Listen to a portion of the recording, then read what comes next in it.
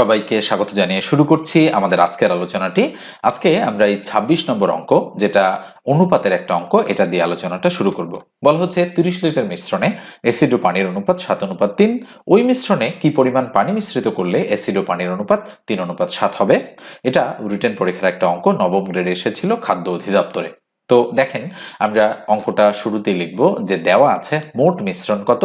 আমরা বলতে পারি এভাবে যে মোট মিশ্রণ ইকুয়াল 30 লিটার। ঠিক আছে, এটা মোট মিশ্রণ। তাহলে পানি মানে অ্যাসিড অনুপাত পানি কতটুকু আছে, আমি ধরলাম এতে অ্যাসিড আর পাতে হচ্ছে পানি। অ্যাসিড অনুপাত পানি দেওয়া আছে আমাদের 7:3। এখন এই ধাঁচের অঙ্ক করার জন্য আমরা করব কি, অনুপাতের যোগফল বের করব। অনুপাতের যোগফল 7 আর 3 যদি আমরা যোগ করি, 7 আর 3 কত হবে 10। এখন এই মোট মিশ্রণে কতটুকু পানি আর কতটুকু অ্যাসিড আছে সেটা বের হয়ে যাবে। তাহলে আমরা বলবো যে অ্যাসিডের পরিমাণ কত, কমা দিয়ে 30 এর নিচে দিব 10, তার উপরে দিব 7। এই যে অ্যাসিড আছে 7, দেখেন। তাহলে কাটাকাটি করলে 3 10 এ 30, 3 7 কত 21। আর পানির পরিমাণ কতটুকু আছে, আমরা বলতে পারি পানির পরিমাণ আছে, একইভাবে করতে পারি, অথবা মোট যেটা আছে 30 থেকে যদি আমরা 21 বাদ দেই তাহলে কতটুকু থাকবে, তাহলে 9 লিটার। তাহলে আমরা বলতে পারি অ্যাসিড আছে 21 লিটার আর পানি আছে 9 লিটার। এখন যেহেতু বলেছে ওই মিশ্রণে কি পরিমাণ পানি মিশ্রিত করলে, তাহলে আমরা ধরে নিব যে ধরি আমাদের x লিটার হচ্ছে পানি মিশ্রিত করতে হবে, পানি মিশ্রিত করতে হবে। ধরেন লিখলাম আমি এটা। তো এবার প্রশ্ন মতে বিল্ড আপ করার পালা। তাহলে প্রশ্ন মতে কি হবে বলেন তো দেখি।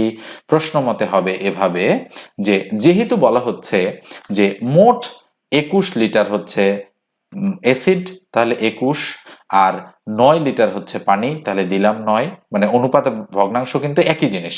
তাহলে এর সাথে আরো x লিটার পানি মেশালাম, তাহলে অনুপাত হবে 3:7। তাহলে উপরে 3, তার নিচে 7। আমি কিন্তু একবারে লিখলাম।